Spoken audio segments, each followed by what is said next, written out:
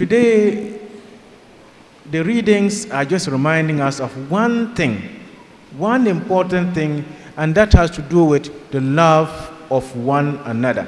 That is the greatest commandment. The first reading, the second reading, and the gospel are all hammering on this because that is the fulfillment, the only commandment that can take us to heaven. Because if you listen to the Gospel of Matthew, chapter 25, where the last judgment, when people die and we go to heaven, they are not going to ask us anything at all. God is going to ask us, what did you do to your neighbor? Did you help the sick? Did you help those people who are in need? The poor, the marginalized? That is the only commandment that all of us are going to be judged. They may not be asking you, how many times did you come to church? Which is important. Or do you believe in God?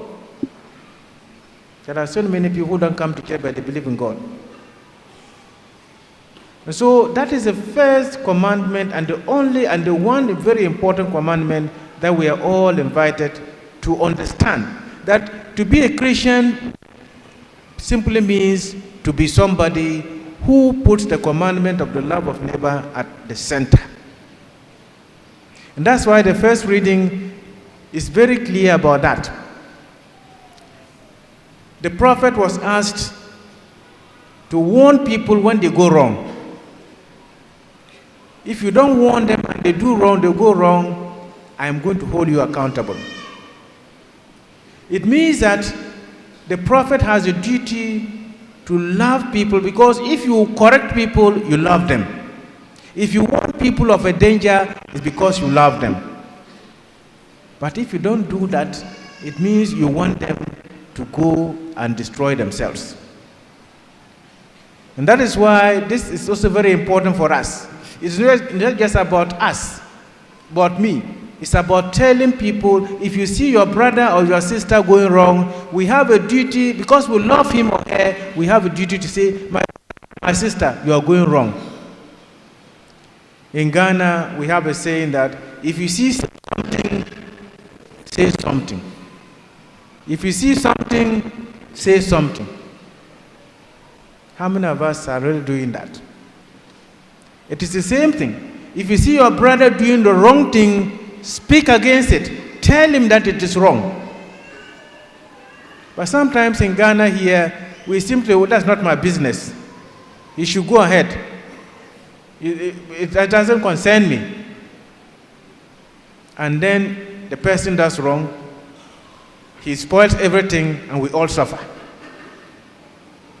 If you really love him, your brother or your sister, and you love your country, you love your community, when somebody is doing something wrong, we have the duty to be able to say, please, this is wrong.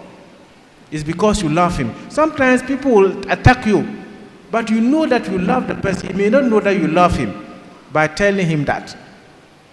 So the commandment to love also means correcting somebody who is doing wrong. And that is why the gospel tells us that you should never relax. If somebody is doing wrong and he has hurt you or anything and you are angry and all that, make sure that you go to the person and make sure that everything is resolved. If you don't do that, it means you don't want the person's good. Because the person has hurt you, he's walking about, and you are keeping a grudge. She doesn't even know that he has done wrong. And so we are invited to leave no stone unturned to make sure that we win our brother back. That is very, very crucial. And there is no time you will say that I've achieved the fulfillment of the law to love. There's no point. That is the message of the second reading. He said, we can get into anything, but we should never get in depth with love. Oh, nobody anything except love. Because you will never be able to fully. Love is such that none of us can ever fulfill it perfectly. And that's why we are always in debt. I always owe you my love. You owe me your love, because there's no point at any time that you say, I have loved you completely. So we are always in debt. We owe each other love, and we will, because our love will never be perfect. We are trying day in, day out. And so there's no point at any time that we say, oh, I've achieved everything. And that is why in the gospel, when they tell us that when somebody sins, go and have it with him. If he doesn't listen, go and take a second person. If that person, he doesn't listen to the two people, go to the church, the Christian community. If he doesn't listen, what do? That you treat him as what? A tax collector and a Gentile. What does it mean? Does it mean that you just cast him away? Remember what Jesus Christ did to the tax collectors and the scribes and the Gentiles. Did he chase them away? He continued to know that is the way to be able to bring them back. So there's no point. Sometimes we misread this text by saying that, oh, once I've done everything and the person doesn't listen, then I should just ignore him or her. No, that is not Christian. Jesus, the example of Christ himself is that the tax collectors and the Gentiles were his friends. He continued to relate with them, even though they were living simple lives. So all of us are also invited that we should never reject anybody. We should never turn anybody away from our love. Which means that it is something, as the second reading is saying, we continue to owe each other love. Now the fundamental question I would like to leave with you is this: what do you understand by love? Sometimes we understand love to simply means emotions or liking somebody and all that. But a real definition of love is to will the good of somebody else, to want the good of another person. You want his good or her good. That is the foundation and the definition of love. This love that God is asking us to love or to live. To will the good of the other. And that is why it is now said that love your enemies and pray for them. That means you are invited to will, to want the good, the welfare, even of your enemy. That's difficult. But that's why Christianity is not difficult. It's not very easy for us. Christianity is the only religion for me, as far as I know, that is inviting us to love the enemy. And it's not simply that you should embrace the enemy, but to want the good, to never do any harm to your enemy. That is the foundation of love. To want the good, even of the enemy. And that is where it is very difficult for us as Christians. But that is Christianity. That is Jesus Christ. And sometimes we say his commandments, what he's asking us is very difficult. But that is what he's asking us for. So today, we are being reminded about the central message of Christianity. If you don't have love at the center, we have no forgiveness at the center, then just forget about your Christianity. If you think this is difficult, then you are taking everything out of Christianity. Then it's no longer Christianity. It's no longer the gospel of Christ. And that's why this commandment to love is not easy, and that is why we need to understand how to be able to practice it. And Jesus Christ gives us the answer. That is, we know that we will fail. And so he invites us that nobody can love his or her neighbor to any extent until and unless you are in close communion with God. There's a saying that there is no charity without contemplation or without love for God. It's only when we see the face of God that we can see our neighbor as our fellow human being as our neighbor. If you look at the face of God, if you are in contact with God, if you are in communion with God, he will help you to be able even to love the enemy. And that is why prayer is very important. That's why the good news is so important. People who pray daily, people who turn to God daily, find this commandment very easy to practice. Because God forgives you.